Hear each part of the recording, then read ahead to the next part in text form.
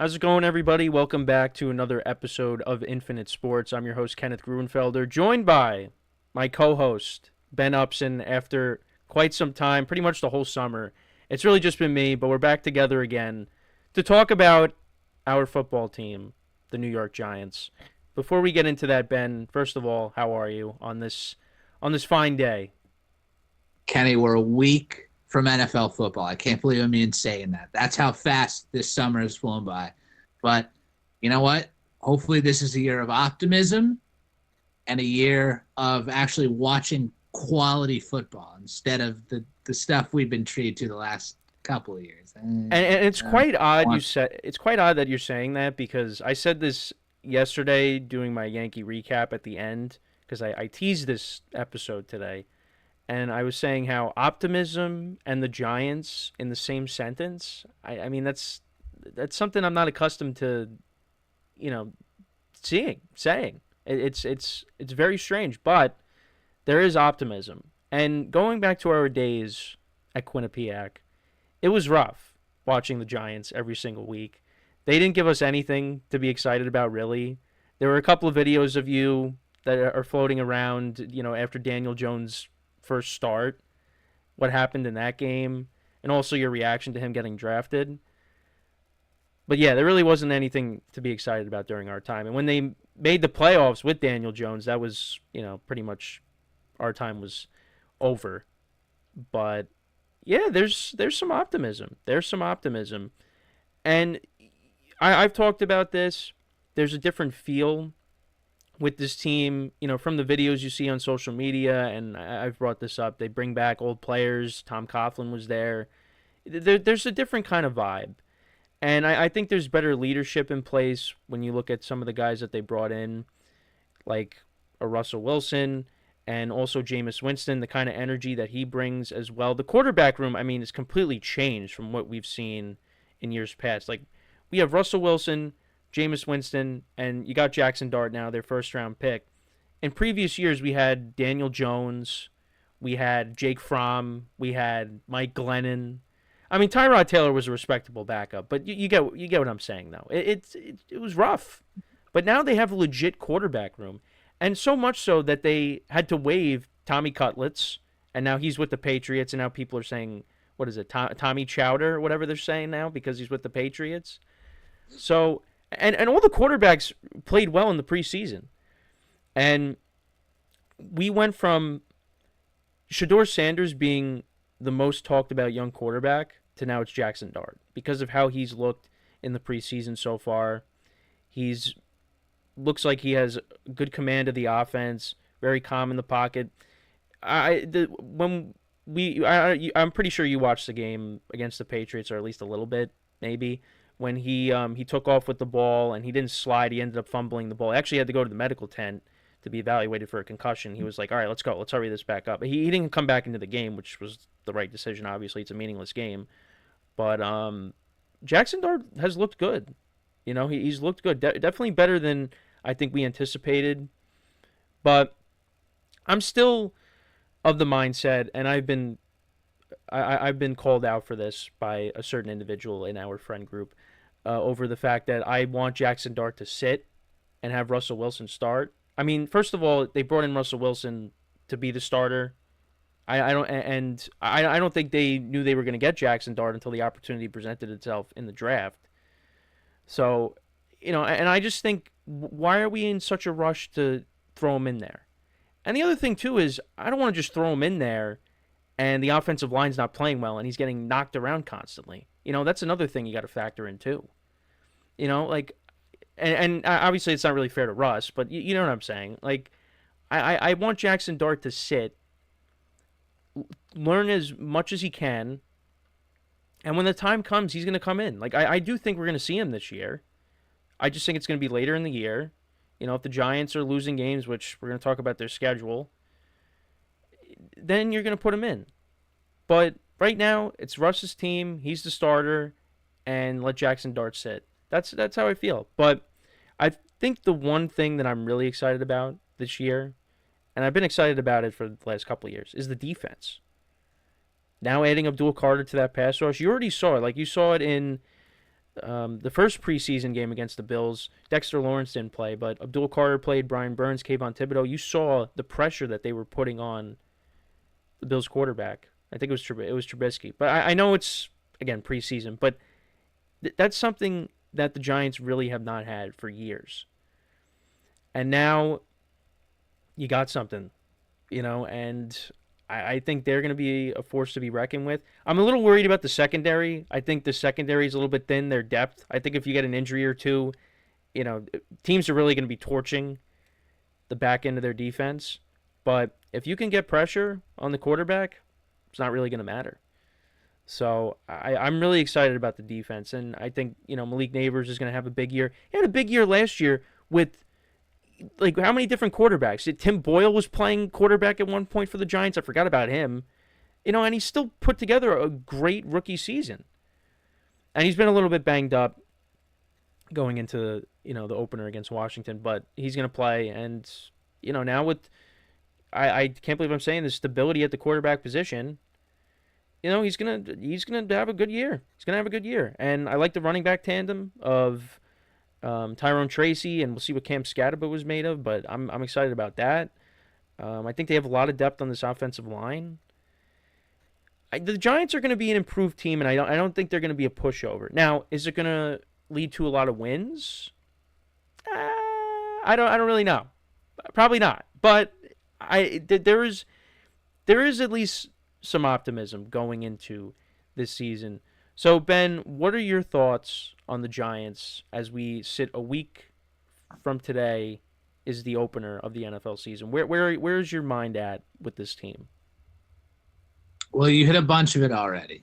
And I have to say that the vibe factor is the one that's really getting me because, like, you see all these videos at practice just about how it seems like the players are more, happy. And, with Jameis Winston in the quarterback room, you've seen videos of him at practice, being a goofball and, doing all these funny things. The W's. Yep. And it's just there's something in the air with the Giants this year. And I don't know, maybe it's because they found a way to land Abdul Carter, Cam Scatterbo, who were two fantastic collegiate football players on both sides, a defensive guy and a running back. It's great because those are two players that the Giants really could have used in this draft, and I'm glad they got both of them because as soon as Cam Scatterbo was announced, because we already knew about Abdul Carter really, but Scatterbo was like an added bonus because I mean, if anybody didn't watch Arizona State's run to the playoff last year, I mean, Scatterbo was running all over defenses. And granted, it's he was throwing passes, too. Yes, that's right. He did have that design pass play as well that he had in one of those big Arizona State games. And, I mean, I'm just excited to see what the vibes are like. Now, the quarterback room, like you said, that's what's totally different about this team as well. Like, to have Russell Wilson, Jaxson Dart, and Jameis Winston all together in the same room, I mean, are they all starting quarterback worthy? Perhaps not, but they're viable options. And I think that's something the Giants got to be happy about because when you're dealing with guys like Tyrod Taylor, Tommy DeVito, Daniel Jones, Jake Fromm, you said too, I've totally forgot about Mike Glennon, but of course, how could you forget about the draft neck? It's just amazing how Giants football has been so easily forgotten in the last 3 to 4 years because it's just been terrible. Honestly, I mean, the one pure joy moment that this organization had since the Super Bowl 46 win against the Patriots was when they went up to Minnesota and Daniel Jones had 400 yards and the defense hung on at the end after Kirk Cousins threw an underneath pass on fourth down to win. And people could argue that game set the franchise back because then they paid Daniel Jones all that money. Yep, and they went to Philadelphia and got absolutely torched in the divisional. And do you realize, I'm glad you brought that up, do you realize, and I've said this a bunch of times, they have not won in Philadelphia since 2013. 2013. 2013 was Yeah. the last time they won in Philadelphia. Do you know who the starting quarterback for the Eagles was at that time? Was it Michael Vick? No, in Vic that didn't year? play. Foles didn't play. It was Matt Barkley. Wow. Wow. I was going to say Matt Barkley was definitely on my mind. Wow, that's incredible. I didn't 2013. think about that. And see, that's a long time. And, Philadelphia, once again, is expected to be a top team in the league this year, as they should. They're the defending Super Bowl champions, after all. I mean, Mm-hmm. they have plenty of firepower coming back. But, yeah, like it's ever since that day in Philadelphia, like Giants fans have been looking for something. And since that, we haven't gotten much. And now that we have Jaxson Dart, who was a quarterback that the Giants needed to draft since he was there on the board for them, like I think it was the right pick. I mean, we'll see how Shedeur Sanders pans out in Cleveland and, what's going to happen with that situation, because everybody was touting him as a top 10 pick. He's a bona fide starter, and then he fell way, way, Yeah. way down. But Jaxson Dart is someone who is an accurate and a mobile quarterback, and that's something very encouraging to see when you're coming straight out of college, because that's what quarterbacks need to be today in this modern game. And I think Dart brings all of it to the table. I mean, like I said, he had 372 yards and 3 touchdowns in preseason. And he played in – did he play in all 3 games? He might have just played in 2. Yeah, no, he played. No, he played in all 3. He did play all 3. Yep. Yeah, and obviously, I mean, I think, one of the highlights of the preseason so far, too, on the Russell Wilson side is, against the Jets on that opening drive, he had that really deep 80-yard pass down the field. Led to a touchdown on the next play. Like, Dart has thrown some really good passes, has a couple of those touchdowns, like I said. Even Jameis. I mean, he did have a bad interception, but Jameis has thrown some good balls, too. Yeah, and, that's the other thing, too, you talked about. Dart, going into the blue medical tent in the Patriots game. And, he was literally, like, looking out of the tent as he's about to get checked in, like, as Jameis throws the touchdown pass. Yeah. It's like he's in it, and he's like he wants to be there for his guys. Like, so that's a great sign too. Like, hopefully it's a sign of maturity. I mean, I know he's young and he's going to have to learn the speed of the NFL game, and things are not going to be the same as they were in college. I mean, that's always the tough part about the transition. But at least right now, like, we can say that there are options for the Giants at quarterback. And, I mean, I agree with you, Kenny, on the fact that as much as I think we're all drinking the Jaxson Dart Kool-Aid and he should be in there week 1 because, oh, my God, he's had a great preseason. So do you think that he should start week 1? No. So you have the same stance as me. Agreed. Okay. Yes, because he shouldn't, because we've seen it time and time again. Like, when you rush a quarterback into a situation like this, it doesn't necessarily pan out all the time. And you need that development and you need the practice. Like, obviously, for Tennessee this season, Cam Ward is obviously going to be the starting quarterback. Like, we know that. That's a different type of situation. Do I think Jaxson Dart will ultimately be the starter at some point this season? I think that's on the table. Yeah. I won't rule that part out. Like, Russell Wilson is the seasoned veteran here. He has the experience. He should be the starting quarterback for this team. But the only issue is with the way the current structure of the schedule is, and we'll get into that in just a minute. And, the inconsistencies, let's just say, that he showed in Pittsburgh. I mean, and Denver for that matter too. Like, I don't know if he's going to be able to replicate the Seattle Russell Wilson that we once knew. I mean, he's getting older now. Russ is, 34, 35? I think he's 35. Yeah, and I mean, he's started to show a bit of a decline, and it's not like it's been anything totally concerning, but it's definitely not good. I mean, I wouldn't say I'd feel confident. Yeah, I mean the Um, off script plays are not there like they used to be. I yeah, mean, remember there. I mean, there's a highlight reel. There's a highlight reel of off script plays. I mean, it's just not really there anymore. And then on top of that, the him not being able to see the middle of the field. You yeah, know, there's a lot. His game has declined, but I mean, compared to what the Giants have had over the last several years, right. you got to be happy with getting Russell Wilson. Sorry, you have to be. No, I agree. That's just I how low felt, the bar is when it comes to the yeah. Giants I quarterback mean, play.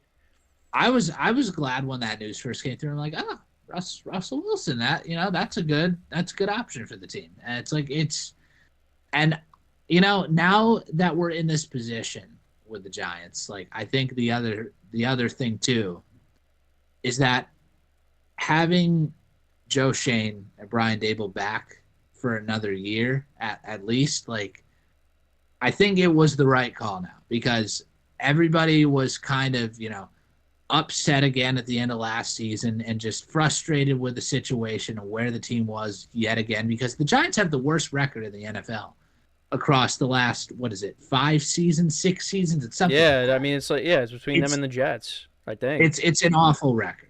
Awful.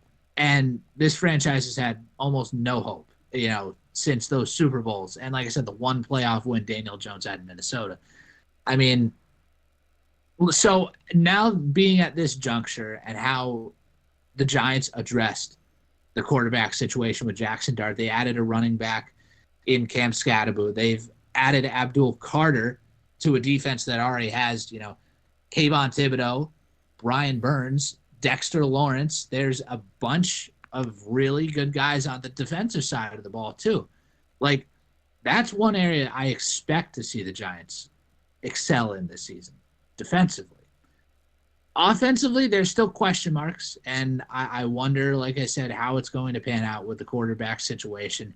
If Scatterbo can be serviceable enough this year to back up Tracy, I mean, And they there's still there's got definitely, Singletary there. and Singletary is also there. Um, single serve Devin Singletary, and obviously, believe it or not, Daniel Bellinger actually has Theo Johnson and Thomas Fidone to work with at the tight end position as well. I know. You know, I thought Bellinger was going to be gone, but he's still here. He's still here. Still made the yeah, team. he's still on this roster. So, like I said, I think there's some interesting things to work out, and obviously, hopefully for Jalen Hyatt, we don't have any more Butterfingers moments like he did in the Well, preseason, as yeah. he I had a mean couple that low. definitely. I mean he caught a touchdown, right? He caught a touchdown after he dropped one. He did. He made up for it. Yeah. So it's an encouraging sign. But I guess just to put a bow on everything that I've been saying now for the last 10 minutes, probably, is that let's not jump over the top with Jaxson Dart and let's ease him into the situation. I know people are going to be upset. Giants fans are going to be very upset if Russell Wilson takes the field week one. Some will, but There's there some there's shouldn't be any some reason to be there's some upset. people that aren't Giant fans that will be upset that Jackson Well, Dart's not that too. starting.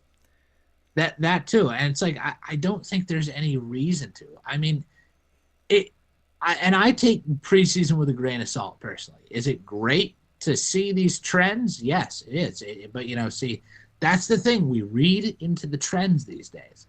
Let's just take the time and develop Jaxson Dart into an NFL quarterback because he might be getting there, but he hasn't started in a regular season game before. So let's ease into it, and the Giants have serviceable enough quarterbacks now to not have to throw him into that position. So while they have the resources at quarterback, they shouldn't be stressing on it. And like I said, we'll get into this with the schedule, but I don't know if you want to throw him out there against that slate either. Just put No, that. I know. Well, the thing that's difficult too is it would be different if like Brian Dable and Joe Shane were going into their first year as a tandem running this team, and Jackson Dart is your rookie quarterback. This is now what their fifth year, right? I mean already 22. Yeah. Is it 22, 23, 24? No, it's oh wait, no, the fourth year. Wait. Now I can't count. Wait, I can't count they either. came in. No, Wait, 2022, 2023, 20, oh no, this is their fourth year. Fourth year. this is Fourth. their fourth year, Yeah, right? okay. Okay, yeah. All right, I was yeah. gonna See, say they we came. can't we 20. can't do math, everybody. Sorry. No, no, we can't. But it would be different if they were coming in, this was their first year. But this is their fourth year, and now that there's pressure on them to not only develop their young quarterback, but also they have to win games. Because what happens if they go out there and they win 3 games again? Then are they gone? And then Jaxson Dart is going to be Daniel Jones now, where he's got to learn, a whole new system, a whole new, thing. Like you can't do that. And I've said it for years too. Like I want to believe in Brian Dable. There's a reason why he won Coach of the Year when the Giants, went 9-7-1 and made that playoff game in Minnesota because he took a roster that was, honestly, in all things considered, relatively depleted compared to another team in the NFL, and it's amazing. Like Brian Dable he has shown that he can be a good coach, and I want to believe in it. That's the thing with this guy. Yeah, and I feel like they are the right duo, but it's just they gotta prove it. They gotta prove it. And This feels like the prove it or lose it type of I season. mean, it is. It is. I mean, if it goes off the rails, I mean, they're gone. And it's unfortunate because the schedule is just it's a gauntlet. It really is. And I know you were saying take the preseason with a grain of salt. I mean, in a way, it is hard to take this with a grain of salt. The fact that they scored 30 plus points in all 3 preseason games. I mean, that's got to account for at least something. Because this is a team that just really can't score in years past. So, I mean, we'll see. But let's go through the schedule, though. So, I got to be honest with you. I think this team is going to win week 1. I really do think that. I have them upsetting Washington in week 1. Again, the vibe is different. Washington, they literally just paid Terry McLaurin.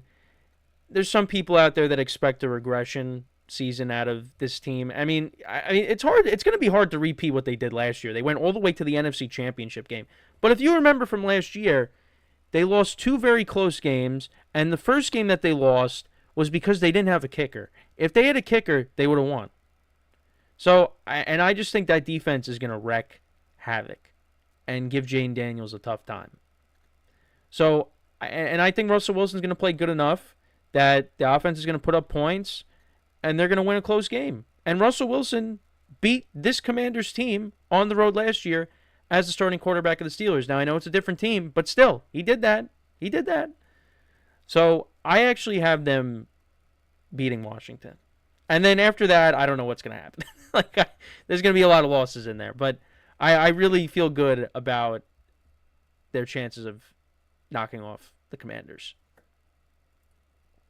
I don't think that's a terrible take there. I'm in the crowd as well that believes Washington's due for a bit of a regression season. Um, like the fact that they put that run together to go to the NFC Championship, and you kind of knew in the back of your head, it's like Detroit probably could have given Philadelphia a better run in the NFC Championship game, but just the fact that Dan Quinn is one of those hard-nosed coaches in the NFL where he has a system in place that it's a great system, and he's a great culture builder. I think that goes a long way in the NFL, and you saw that's why Washington, went so far last year. But, like week 1 is always the tricky spot in the NFL when because let's be real. If you're watching the NFL, you're either gambling or predicting on these games every single week. Come on. Spread it's pool. 2025. Let's not fool yourselves. So the week 1 is always the tough spot because you're trying to figure out, okay, who's going to come out of the gate slow? Who's going to have an off week? Who looks the most rusty after preseason? You try and find those little points of reference and research to go off that. So I don't think that's a bad take at all. I think the Giants can at least keep it within the number that's currently 6.5. Yeah, I'm I don't know definitely about taking the winning. 6.5. Yeah. Yeah, the number I love. the actual outright, I don't know, but it should be a great game. The Giants historically play well against Washington. Like we've That's the seen other this thing too. movie before. Mm-hmm. We've seen this movie before. So I mean, it's a tough start, and then I mean, you don't want to look after that because then you got That's the only declaration I was gonna make is that they're gonna beat Washington. Nah, yeah, after that, I don't really know. because the fact that you have to go to Dallas after that, then you come home and have your first Sunday night football game at MetLife since what that Cleveland game that got flexed No, in. no, no, no, no, no. It was actually the game against the Bengals last year when Joe Burrow had like that 50-yard touchdown run. They lost like 17-7. Bengals, that's right. It was Bengals. You got to play the Chiefs, so have fun with that. And then you got to host the Chargers the next week. So this is the worst thing for the Giants. You have to play the AFC West this year. And the NFC North. Yeah, yep. Two of the best divisions in football likely this year. I mean, this is brutal. And also throw in the 49ers. The Niners. Yep. Because they got a last place schedule this year. It's just and then you got to go. Well, the one game I actually do feel good about for the Giants is the Saints. Yeah, I don't think the Saints are going to be a good football team at all. Spencer Rattler's the starter. I mean, they drafted Tyler Shuck to start Spencer Rattler. Okay, I mean, but again, that's one of those situations where I don't think Spencer Rattler's a good NFL quarterback. He wasn't even that great in college. I think he was 0-7 last year as the starter. Yeah. It was not good. No. And it's going to be one of those things in New Orleans, too, where it's like, by the time the Giants get down there in week 5, there's probably already going to be people, saying, get Rattler out of there. We want Shuck. Yeah. I mean, it's going to be that type of a season for New Orleans. But the other FU that the schedule makers gave the Giants is it between we? Yeah, I was just gonna say that. And then what do you have sandwiched in between that? A game in Denver against the Broncos. I mean, the Giants definitely, by the metrics, have one of, if not the hardest schedules this season. I mean, and we always talk about. I feel like how the Giants always get the short end of the stick when it comes to the schedule. I mean, this is probably the worst I've ever seen it. Really, it's bad. It's so bad. It's really bad. And then bad. after that stretch against the Eagles and the Broncos, then you got the Niners, and then you got 3 straight NFC North opponents.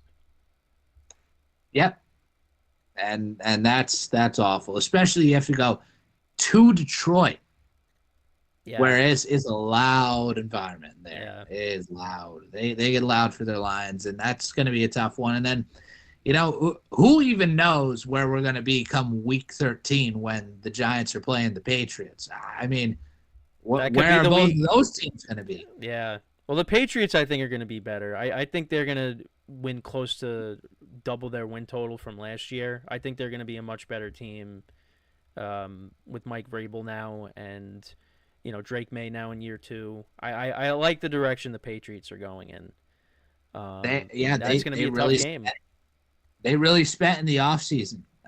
They made a lot of moves, and it looks like they're in it. I mean, and obviously the thing about the last time these two teams played, it was what was it like a 10-7 game at MetLife or something like that? Yeah, Tommy DeVito. I think that's right. Tommy DeVito was in that game. That game was disgusting. Like, I mean, look, even though the Giants lost in 2015 to that Stephen Gostkowski field goal, that was honestly that was an incredible post Super Bowl rivalry. Oh yeah, that was awesome. Like, I remember that game. I just wish the Giants had pulled it out in the end, but they didn't. And that was my first ever NFL game, and it was quite the game. Oh, well, at least you saw a good one. I did. Not listen, but you know what's funny? I think this is the record, but I have never gone to I've gone to a preseason game that the Giants won, but that doesn't count. I've gone to 5 combined, I think, Giant Jet games. They're 0-5. I have not seen either of those teams win a single game. Well, you got to break the trend this year. If you're Well, I'm going to Denver. Giants Chargers, so we'll see what happens. Oh, you get to see Harbaugh on the sidelines. All Yeah, right. yeah. So realistically, how many games do you think they're going to win? I mean, I'm I don't thinking. think they're winning 3 games. They got to win more than that. Oh no, they're gonna win more than 3 games. Like I think ceiling is 7. Okay. Realistically, though, I'd say 0 and 5. 17. Let's not. No, put that that's up. not happening. That's not happening. Yeah, Um, I do like the seal 7. Yeah, I could get behind 7. I had them winning 7 games last year. Look at how that like turned out. yeah, I was kind of feeling it last year too, but no. I mean, realistically, the winnable games on this schedule to me, the Raiders are a mixed bag. I mean, I think Yeah. they're going upward with Pete Carroll, and they do have Ashton Genty. But I don't know. The Raiders aren't going to be a fantastic team this year. They'll be okay. Amari Like, Cooper I think came back. They signed him. A lot of That's right, receivers Amari going back Cooper. to their old teams. Yeah, That's what I like to hear. where's that going? Just like Adam Thielen going back to Keenan Minnesota. Allen going back to the Chargers. I think there was one Yep. more. Is there one more? I don't remember. But it was, Amari Cooper, Keenan Allen, Adam Thielen all going home. Clyde Edwards-Helaire got re-signed back to the Chiefs. So I guess that... Yeah. Yep, he's going to be a Pro Bowl running back this year. You know how that works. So I think the winnable games on the schedule, one of these Washington games, the Giants are just going to find a way. Yeah. One of them they will.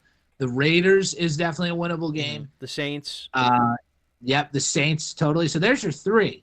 I mean, I don't know. Like, I think I just have a the Patriots. You that throw the Patriots game in there. Patriots I throw would the be Patriots there in too. there. I feel like they could win that. I don't know why. I just feel like one of those NFC North games is just going to somehow turn out to be a screw around and win the game type of thing. Could be. know? Hey, listen, Tommy Cutlets beat the Packers at home a couple years ago. That's the game of mine. I think some way the Giants find a way to beat the Packers. I don't know if they can beat the Bears or the Lions on the road. I don't think they can. But who knows? Maybe the Bears aren't going to be so, Well, I would say Caleb Williams looked very impressive in the preseason game against the Bills in his limited playing time. He did look very good. That was probably honestly that was like the best I saw him, including his rookie year. He looked really comfortable. That's definitely an overreaction. Yeah. I mean, all right, this also could be crazy because I don't think this team is a juggernaut like they have been in past years. But I think I don't think it's gonna happen. Actually, no, I think it could happen. I don't know if it will happen. That's what I meant to say. But I think they could win one of these games against Dallas. Dallas is not. Yeah. I mean, they're definitely going to be better than last year because Dak obviously got hurt, and now they brought over George Pickens. But I just they don't really scare me this year. They don't really scare me, and I got to see what happens with the running game because now you got Javonte Williams and Miles Sanders and Jaden Blue. That's your new backfield. Are they going to be able to run the football and be more of a balanced offense again? Because when the Cowboys have a good running game, that's when they're a dangerous team. And then on top of that, you got the whole Micah Parsons thing. Like, is he going to be a Cowboy? Are they going to re-sign him, or is he going to end up being traded? Because I'm seeing these rumors on social media that there's an offer on the table that he could be going to the Packers. But I don't know if that's going to happen. But I've seen that. I don't know if you've seen that, but I've seen that. I mean, I'm sure there's a bunch of NFL teams that are trying to work something out behind the scenes. Have to be. I mean, Micah Parsons has got to be one of the most sought-out defenders in a long time. Yeah. And it's just, the Cowboys don't scare me. They really don't. I mean, they probably will beat the Giants because, just like Philadelphia, Giants haven't won in Dallas since 2016. That was Dak's rookie season.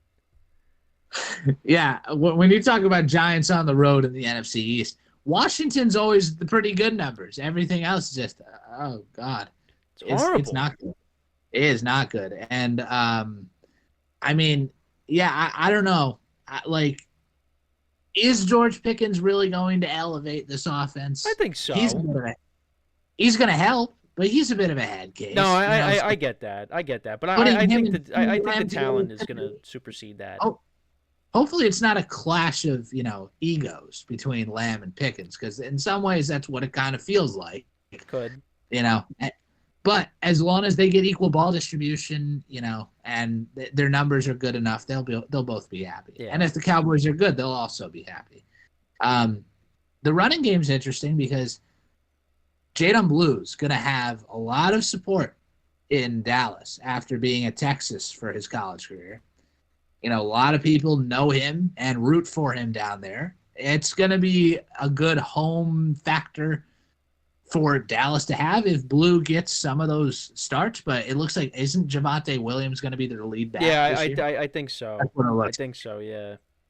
So, I think that's going to be their number one for now. But that'll be an interesting storyline to watch throughout the season. And then, of course, I mean, Ferguson's always been a really, I think, in my opinion, reliable tight end for the Cowboys. So that's another weapon that Dak can throw to. But Kenny, let's be real here. Like, Dak Prescott's 32 years old now.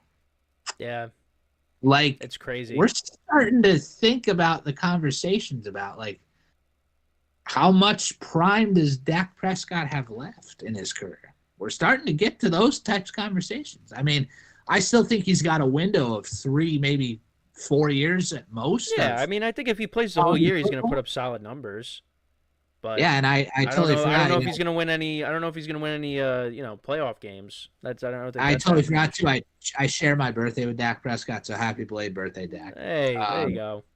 But yeah, Mississippi State Bulldog. I'm not. I'm a Quinnipiac Bobcat, but whatever. Do the Bobcat roar. But yeah, and this is going to be an interesting situation too with the Cowboys because they have to open next Thursday night, Week 1, against the Eagles. And it's possible Prime there's time. no Micah Parsons. And the rings are in the building and all that, and that's a rough environment for Dallas to open their season with. And I'm curious to see how the media is going to spin it if the Cowboys get absolutely smoked, which I don't know if they will. I think it'll be a closer game than what the number says. To me, it all depends on if Micah Parsons plays or not. Well, agreed. That it's true. This is the center of Dallas right now. If Micah Parsons decides to lock down that deal with Dallas, because I assume Jerry Jones' team have to be working their asses off these last couple of weeks because now it's really like, oh my God, we got to get this guy on the field. We're at that type of territory. Well, the way Jerry talks, he seems like he's going to take his sweet time to do anything. Right. No, but look, I really believe that the Cowboys can't be this stupid, right? Like, Micah Parsons is a generational defender, in my opinion. I think he could be one of the best defenders of this NFL era when all is said and done. And I mean, we've seen it before, Kenny. All these contract holdouts happen all the time, and 90% of the time, the team that has him, sucks it up and pays him. Like, it's the same cycle all the time in professional sports. Where look at what happened with Myles Garrett. I mean, Myles Garrett was like, "Yeah, no money, no amount of money is gonna, get me to re-sign." And then the Browns gave him the bag, and he was like, "Oh yeah, let me sign right here." Yeah, exactly. Like, I refuse to believe that Micah Parsons is going to go anywhere else. But if he does, my goodness, I mean, what a rags to riches type of situation it could be for a defense that's struggling in the NFL. I mean, I don't know. I mean, that's what it's going to center around. And it's got to be driving Cowboys fans crazy that this is going on a week before the season. I mean, as if Cowboy fans didn't even have enough to worry about as they have been since the 90s. But, here we are once again. Yep. So. Yep. Yeah, I mean, it's definitely something to keep an eye on because they're running out of time before the season starts unless they pull off a buzzer beater where they pay him. But also just not a good look from him. He's, laying on one of the benches during one of the preseason games. Like he just, it's just not a good look. Not a good look. But yeah, I think the Cowboys, I think they'll be better this year, but I don't know if it's going to be good enough to make the playoffs because I just think there's, teams in the North that are better. I think there are teams within their own division that are better. You got the teams some of the teams out in the West as well. Like there's a lot of teams that they're going to be competing with. for those wild card spots because I don't think they're winning the division. And I don't No. know if they're gonna get. I don't know if they're gonna get in. Like last year, I just penciled them in because I'm like Dallas always makes the playoffs, so I figured they'd get in. But their defense was not good to start off the year, and then Dak Prescott got hurt, and it was just an avalanche after that. So, but I think they'll finish ahead of the Giants. But who know? But who knows? Who knows? I mean, it's going to be interesting to see what happens. But yeah, I do agree with what you said before. 7 wins, I think they're gonna find a way. I don't think they're gonna win 3 because I think they're an improved team. They're gonna win some games that you just don't expect them to win, which I think could be week 1, for example. But I also do think that winning week 1 could go a long way for this team because we've seen it go the other way. Like 2022, they win that game against the Titans. They go for 2. Dable goes for 2 at the end. The Titans missed the field goal. Giants win the game, and then they started off the year like 7-2, whatever it was, and they ended up making the playoffs. And then when they played Dallas in 2023, the home opener, well, the season opener, I said that game is going to define this season. They ended up losing 40-0, and how many? And they went 6-11. And then last year, I mean, they lose. I think what was it, 28-6 to the Vikings, and it's just the season went downhill right then and there. I think winning week 1 definitely could set the tone for this season. And these guys will really start to believe like, hey, we could go out there and have a good year, and we're not going to take any crap from anybody. Doesn't matter who's coming into our stadium where we have to go. We are going to bring it 100% each week. And listen, if they can, hang with some of these teams, I mean, it really could go a long way.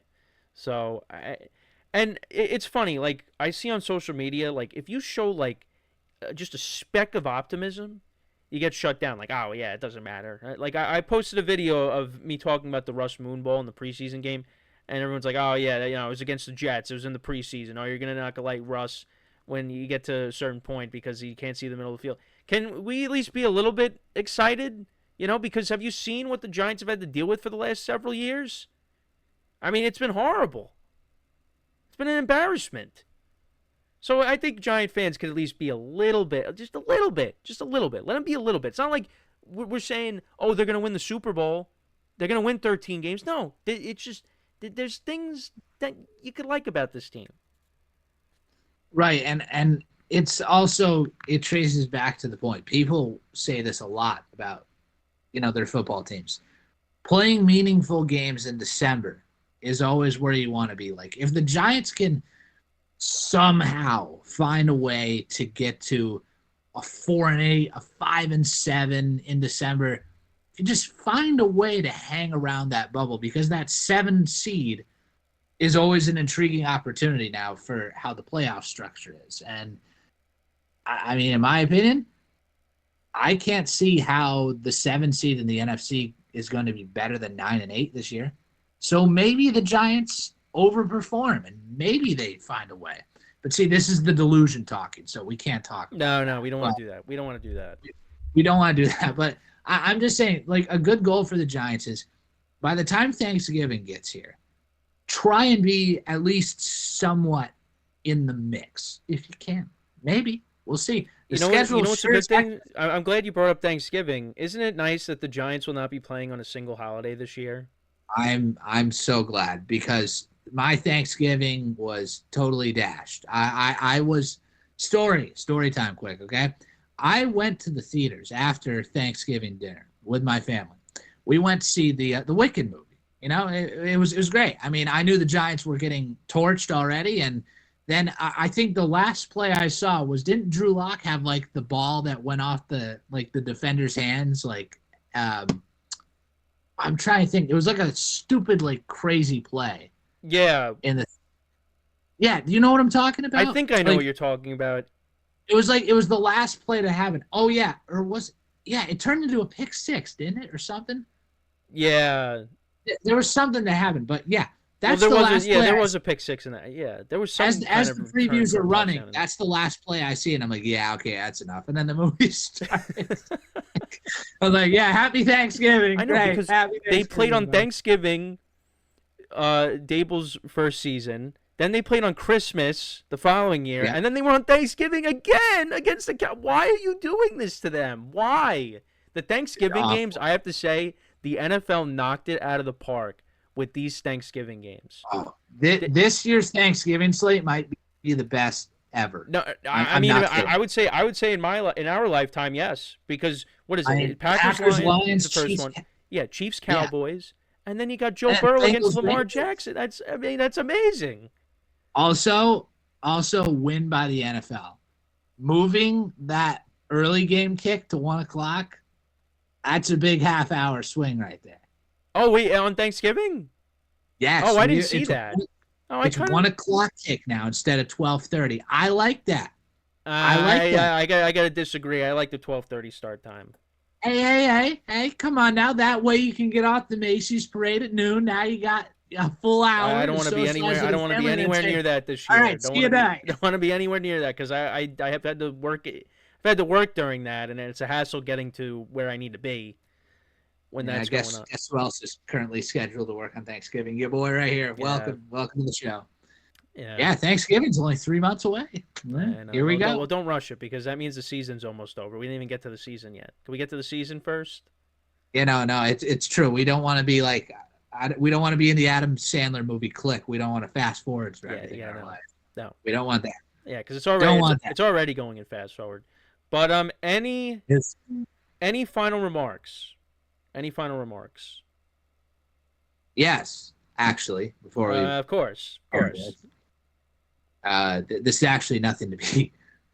It's nothing to be happy about at all. But so the MLB released the 2026 schedule earlier this week. Yeah, I think it was a very important decision for the league to schedule Mets Yankees at Yankee Stadium, I believe, on the 25th anniversary of the September 11th attacks. That's going to be an emotionally charged night in New York. I think, isn't it a Friday? It's a Friday night next year as well. So the stadium's going to be packed. Hopefully the Mets and the Yankees are going to be playing meaningful baseball yet again next fall, which they should be. They should, unless something unforeseen happens. But I just wanted to note that because I saw the schedule come out this week, and I was already thinking about it before. I was like, the MLB better be doing this. Yeah. So, and you know what? And I agree with what people say on social media. That should be how it is every year that they play around that time. I think that would be something they should take into consideration. Yeah. But yeah, no, I agree 100%. That is something that is very important that they did, and like I said, they should be playing each other around that time every year. For the city.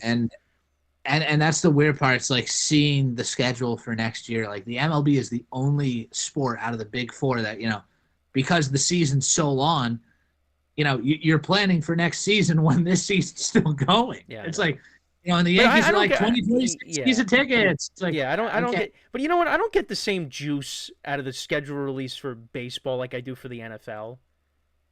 No, I mean, the NFL is always the biggest one. I mean, and I'm excited to see the Knicks too. If anything, actually, that's another note quickly too. The New York Knicks have 34 games on national television, tied for the most in the league. How many of those games are on Amazon?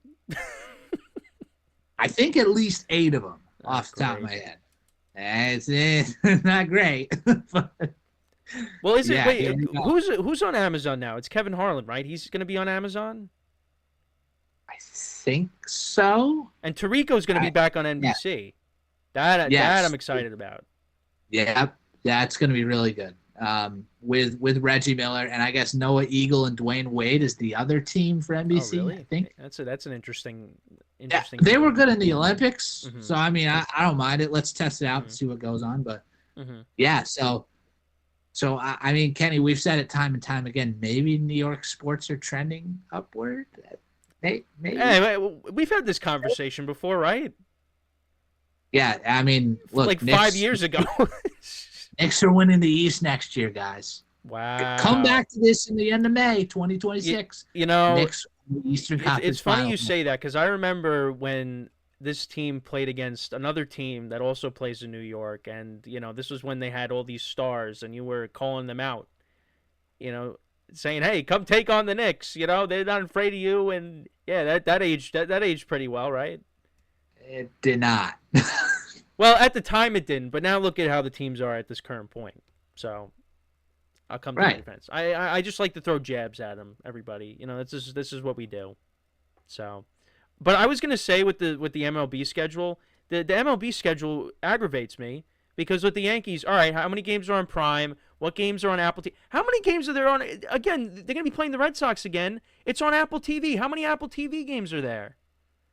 Well, I don't get it. actually, though, I don't know if you've heard the news, potential news, I that think Apple's Apple out, right? Apple might be out next year. But are they going to be replaced, or they're just going to be gone completely? Well, rumor has it, actually, Sunday Night Baseball could be also moving to NBC and Peacock. Okay. All right. And it's really crazy that this day and age, and this is why broadcast networks need to be doing this. Why do you think Fox and CBS still carry the NFL? Ratings. A lot of eyeballs on those networks. NBC has the potential, if they lock down Sunday Night Baseball, they can have Sunday Night Football, Sunday Night Basketball, and Sunday Night Baseball all year round. It's very rare these days. But to now, have but what happens? What happens with with the baseball season and the basketball season and the football season? They're all going to overlap each other, right? That's right. So that means get ready for Sunday Night Baseball on Peacock. I answered my. Here we question. go. Here we go.